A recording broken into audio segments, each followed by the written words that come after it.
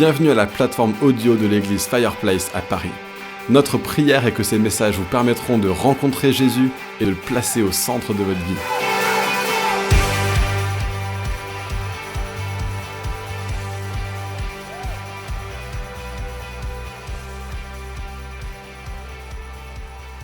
Nous apprenons la politesse, mais nous n'apprenons pas la reconnaissance. Parce que merci est un mot, mais la reconnaissance est un acte. Donc qu'est-ce que la reconnaissance ? En français, la reconnaissance a beaucoup de sens différents. J'en ai même trouvé 7 à peu près. En fait, on retrouve le mot reconnaissance dans la Bible entière, Ancien et Nouveau Testament, avec de nombreux passages insistant sur son importance. Mais dans la Bible, celle-ci est destinée à Dieu. Cela rapporté de si nombreuses fois que de passer à côté, ce serait probablement passer à côté d'un trésor de la vie avec Dieu. Il y a 2 formes de reconnaissance dont je veux vous parler ce matin. La première, c'est la reconnaissance qui est reliée à notre identité d'enfant de Dieu. La deuxième, je l'appellerai la reconnaissance gratitude, qui ouvre les cieux pour nous. Ces 2 formes sont finalement très liées. 1. Nous sommes des êtres qui ont été reconnus. L'humain a soif de reconnaissance. Est-ce que vous êtes d'accord avec moi ? Ouais. Jean-Jacques Rousseau, philosophe français du XVIIIe siècle, définit la reconnaissance par la considération émanant du regard de l'autre. Il dit, je cite, « Chacun commença à regarder les autres et à vouloir être regardé soi-même. L'autre devenant celui dont on se sert pour être aimé, pour s'auto-estimer, pour s'auto-accepter. » En fait, nous vivons au milieu de personnes se nourrissant du regard des uns et des autres, et ayant soif de recevoir la reconnaissance et de se sentir comme ayant une identité. Pour ce qui est de nous, en tout cas, la Bible va dans l'autre sens. L'autre ne me sert pas à être reconnu ou à être considéré, mais c'est parce que je considère l'autre que je vais le servir. C'est d'abord l'œuvre de Dieu. Jean 3,16. Beaucoup de monde le connaît. « Car Dieu a tant aimé le monde qu'il a donné son Fils unique, afin que quiconque croit en lui ne périsse point, mais qu'il ait la vie éternelle. » Sachez que Dieu nous a considérés et identifiés comme suffisamment importants pour donner son Fils pour nous. Donc nous n'avons plus la nécessité de chercher la reconnaissance dans le monde ou dans les autres, puisque Dieu nous a reconnus. Mais Dieu ne s'est pas arrêté là. Il ne voulait pas juste nous reconnaître ou nous déclarer son amour. Il voulait nous reconnaître comme ses enfants. La mort de Jésus à la croix et sa résurrection est l'œuvre par laquelle Dieu nous donne le privilège de devenir ses enfants alors que nous reconnaissons, identifions Jésus comme notre Seigneur et Sauveur. Romains 10, verset 9. « Si tu reconnais publiquement de ta bouche que Jésus est le Seigneur, et si tu crois dans ton cœur que Dieu l'a ressuscité, tu seras sauvé. » Le verbe reconnaître dans ce verset est relatif à confesser, parler ouvertement, déclarer. L'acte de reconnaître Jésus comme Seigneur demande de la foi, de l'humilité et la conviction du Saint-Esprit. De cet acte va découler notre nouvelle condition d'enfant de Dieu, libéré du regard des autres. Ainsi, par le sacrifice de Jésus, nous passons d'êtres ayant soif de reconnaissance à des êtres manifestants de la reconnaissance. C'est là où je lis la première à la deuxième. Nous devons reconnaître Dieu. Si Dieu nous a reconnus et que nous avons accepté cela, alors les autres devraient reconnaître Dieu en nous. Dans notre manière de les aimer, dans notre manière de les servir, dans notre manière d'être au travail. Philippiens 2 dit que votre attitude soit identique à celle de Jésus-Christ. Lui qui est de condition divine, il n'a pas regardé son égalité avec Dieu comme un butin à préserver, mais il s'est dépouillé lui-même en prenant une condition de serviteur, en devenant semblable aux êtres humains. Et juste avant, il est dit « au verset 4, que chacun de vous, au lieu de regarder à ses propres intérêts, regarde aussi à ceux des autres.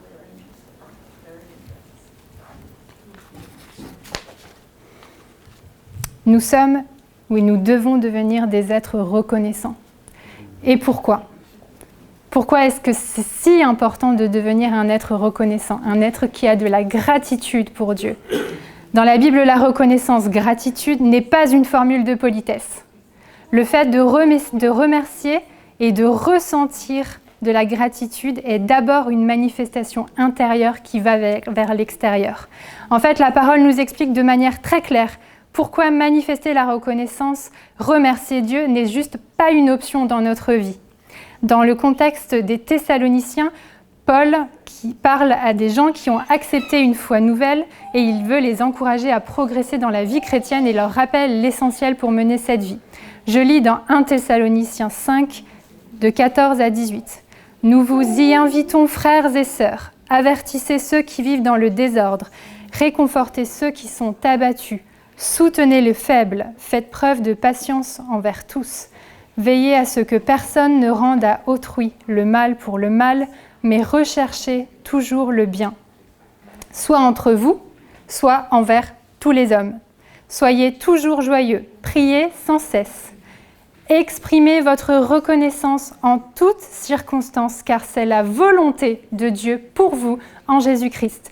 N'éteignez pas l'esprit, ne méprisez pas les prophéties, mais examinez et retenez ce qui est bon. La reconnaissance est une action qui s'inscrit dans une temporalité, en toutes circonstances, et pour une raison, parce que c'est la volonté de Dieu pour nous en Jésus-Christ. C'est donc un acte d'obéissance, libérant notre amour pour Dieu. Pourquoi notre reconnaissance ne devrait et ne peut pas dépendre des circonstances ? Tout simplement car nous devons nous rappeler que la bonté de Dieu n'en dépend pas non plus. Psaume 100. Il est intitulé « Appel à louer Dieu, psaume de reconnaissance ». Verset 1. « Poussez vers l'Éternel des cris de joie, vous tous, habitants de la terre. Servez l'Éternel avec joie. Venez avec allégresse en sa présence. Sachez que l'Éternel est Dieu. C'est lui qui nous a fait et nous lui appartenons. Nous sommes son peuple et le troupeau de son pâturage. Entrez dans ses portes avec des louanges, dans ses parvis avec des cantiques. Célébrez-le, bénissez son nom. Car l'Éternel est bon, sa bonté durera toujours et sa fidélité de génération en génération. » Exprimer notre reconnaissance à Dieu maintient notre focus et notre désir sur lui et non sur nos circonstances. Nous libérons ainsi la puissance d'agir de Dieu dans nos vies, car les circonstances ne deviennent jamais plus importantes que lui. Ainsi, apporter notre reconnaissance maintient notre cœur à la bonne place et nous éloigne de l'orgueil. Donc, exprimer notre reconnaissance a de la valeur et l'ennemi le sait. Car quand nous faisons ça, nous lui rappelons que Dieu est victorieux, que Jésus a vaincu et que lui ne l'est pas du tout. Nous déclarons que nous manifestons notre amour à Dieu et nous déclarons à nouveau, nous reconnaissons Dieu comme éternel, tout-puissant, roi des rois, seigneur des seigneurs, maître de l'univers. Il est tout. Et dans le psaume 50, il est dit « Celui qui offre en sacrifice sa reconnaissance m'honore. Et à celui qui veille sur sa conduite, je lui ferai voir le salut de Dieu. » Une autre version utilise « Celui qui offre en sacrifice sa reconnaissance me glorifie. » Donc apporter notre reconnaissance à Dieu le glorifie. Et Fanny parlait justement la semaine dernière de glorifier Dieu. Ça fait complètement partie de ce qu'on doit faire pour glorifier Dieu. Donc d'une part, nous rentrons dans ce pourquoi nous avons été créés, nous faisons la volonté de notre Père, et d'autre part, nous réaffirmons notre identité d'enfant de Dieu. Mais comment faire dans notre contexte ? Est-ce que cela veut dire qu'on doit toujours dire merci à Dieu ? Ou juste merci ? La reconnaissance fait partie de la culture du royaume de Dieu. On se rend compte dans notre contexte actuel, la France, en tout cas là où on est aujourd'hui, que la culture, c'est plutôt l'inverse. On est plutôt dans la plainte et la réclamation. Je veux pas critiquer, mais on décultive plutôt la reconnaissance. Petite histoire, je travaille dans un hôpital et je suis chargée des relations avec les patients. Ça veut dire que je m'occupe de toutes les plaintes et les réclamations qui viennent des patients, des fois du personnel, peu importe. Tout le monde vient à moi, je suis le bureau des pleurs, le SAV de l'hôpital. Et je peux vous dire qu'en fait, il y a une adresse email où vous pouvez vous adresser toutes vos réclamations à moi, mais il y a 0 adresse pour adresser des remerciements. 0. Et les gens ne savent pas à qui écrire. C'est juste pour la petite histoire. Donc on a à peu près 120 réclamations en ce moment et 10 courriers de remerciements que j'ai réussi à obtenir par des fois n'importe quel moyen. Mais en tout cas, ça fait toujours plaisir des remerciements. Et en fait, en tant que chrétien, on devrait avoir plus de difficultés à nous plaindre qu'à remercier. Et en fait, c'est un peu le contraire. Que ce soit dehors ou que ce soit dans notre travail ou que ce soit avec nos amis, on a beaucoup plus de facilité à nous plaindre. Il y a ça qui ne va pas, il y a ça qui ne va pas, il y a ça qui ne va pas. Donc c'est dans la culture française, c'est français, ça arrive. Maintenant, il faut vraiment qu'on change ça, n'est-ce pas? Donc, dans la Bible, la pratique, la première chose que je voudrais vous partager, c'est l'attitude de reconnaissance. Ça vient de nous-mêmes. C'est plutôt un travail sur soi, on va dire. L'attitude, selon le dictionnaire Larousse, est une manière d'être qui manifeste certains sentiments ou comportements sur le plan physique. C'est une manière de tenir son corps, sa position et la posture. Philippiens 4, versets 5 à 7. « Que votre douceur soit connue de tous. Le Seigneur est proche. Ne vous inquiétez de rien, mais en toute chose, faites connaître vos besoins à Dieu par des prières et des supplications dans une attitude de reconnaissance. Et la paix de Dieu qui dépasse tout ce que l'on peut comprendre gardera vos pensées en Jésus-Christ. » En fait, il y a un lien important entre la reconnaissance et la paix. Alors que nous manifestons par nos sentiments et comportements notre reconnaissance à Dieu, il nous assure une paix qui ne peut que venir de lui. Nous devons dépasser ce que nous voyons. Si nous adoptons une attitude de reconnaissance, nous montrons de manière visible la culture du royaume de Dieu aux autres. Et s'ils voient cette paix en nous, alors qu'eux sont complètement dépassés, vous ne pensez pas qu'ils vont vous demander d'où est-ce que ça vient? Moi, je pense. Mais la deuxième chose dont la Bible nous parle, c'est la reconnaissance qui est aussi appelée des actions de grâce. Donc on parlait que la reconnaissance, c'est vraiment des actions. Et là, il y a une part importante de l'Église. Je pense que l'Église joue un rôle important justement dans les actions de grâce. Dans Colossiens 3, de 12 à 17, le texte est appelé « Les relations dans l'Église ». C'est un petit peu plus long, donc je vais lire un peu plus doucement. « Ainsi donc, en tant qu'être choisi par Dieu, saint et bien-aimé, revêtez-vous de sentiments de compassion, de bonté, d'humilité, de douceur, de patience. Supportez-vous les uns les autres, et si l'un de vous a une raison de se plaindre d'un autre, allez vous plaindre chez Nathan. Non, c'est pas ça. Si l'un de vous a une raison de se plaindre d'un autre, pardonnez-vous réciproquement. Il n'y a pas « je vais raconter ». Pardonnez-vous réciproquement. Tout comme Christ vous a pardonné, pardonnez-vous aussi. Mais par-dessus tout, revêtez-vous de l'amour qui est le lien de la perfection. Que la paix de Christ à laquelle vous avez été appelés pour former un seul corps règne dans votre cœur et soyez reconnaissants. Que la parole de Christ habite en vous dans toute sa richesse. Instruisez-vous et avertissez-vous les uns les autres en toute sagesse, par des psaumes, par des hymnes, par des cantiques spirituels, chantez pour le Seigneur de tout votre cœur sous l'inspiration de la grâce. Et quoi que vous fassiez en parole ou en acte, faites tout au nom du Seigneur Jésus en exprimant par lui votre reconnaissance à Dieu le Père. La reconnaissance que nous apportons à Dieu devrait se voir dans notre vie quotidienne. Et les autres sont censés en être des témoins. Plusieurs manières de manifester la reconnaissance. Un cadeau, un mot, un petit geste de remerciement. On devrait semer la reconnaissance autour de vous, semer la reconnaissance au travail, semer la reconnaissance dans votre famille. Ça change l'atmosphère. Semer, parce que les gens ne comprennent pas pourquoi on est reconnaissant. Manifester la reconnaissance envers les autres, c'est aussi manifester notre amour pour Dieu. La reconnaissance doit faire partie de la vie d'Église. en tout cas. Et elle est aussi censée se manifester au travers de la louange. Et c'était exactement ce qui s'est passé ce matin. La louange est une des manières dans laquelle on peut amener notre reconnaissance à Dieu. Éphésiens 5, 18 à 21. Ne vous enivrez pas de vin, cela mène à la débauche. Soyez au contraire remplis de l'esprit.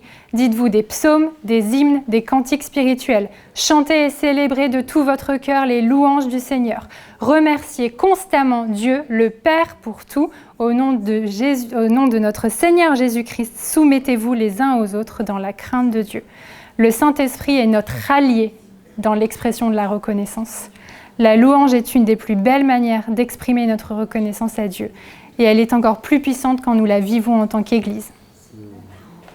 Dernière chose que je voudrais dire, c'est que la reconnaissance est intentionnelle. Elle doit être mise en action, elle demande un effort et elle nous demande de nous dépasser. L'un des plus beaux témoignages de reconnaissance dans la Bible est celui de Marie envers Jésus. Dans Jean 12, de 1 à 8. 6 jours avant la Pâque, Jésus arriva à Béthanie, où était Lazare, qu'il avait ressuscité. Là, on lui offrit un repas. Marthe servait et Lazare était parmi ceux qui se trouvaient à table avec lui. Marie prit un demi-litre de parfum de nard pur, très cher, en versa sur les pieds de Jésus et lui essuya les pieds avec ses cheveux. La maison fut remplie de l'odeur du parfum. Un de ses disciples, Judas de l'Iscario, celui qui allait trahir, dit « Pourquoi n'a-t-on pas vendu ce parfum 300 pièces d'argent pour les donner aux pauvres ?»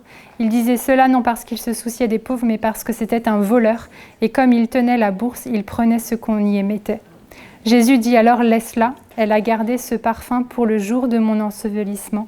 Enfin, en effet, vous avez toujours les pauvres avec vous, tandis que moi, vous ne m'aurez pas toujours. » Marie a donné ce qu'elle avait de plus précieux sur elle pour exprimer son amour et sa reconnaissance à Jésus.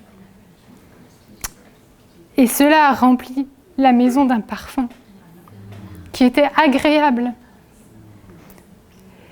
Et moi, je voudrais dire, soyons libres dans notre manière d'apporter notre reconnaissance. Je suis désolée, c'est le Saint-Esprit. D'apporter notre reconnaissance, notre gratitude et notre amour au Père. Et remplissons cette maison d'un parfum qui est agréable à Dieu. Mais faisons-le. Changeons l'atmosphère de ce pays qui est sous un esprit de plainte, qui est sous un esprit de réclamation. Refusons-le dans le nom de Jésus et semons la reconnaissance là où nous sommes, là où nous allons. Exprimer notre reconnaissance, c'est une arme puissante et l'ennemi le sait. Alors ne le laissez pas faire.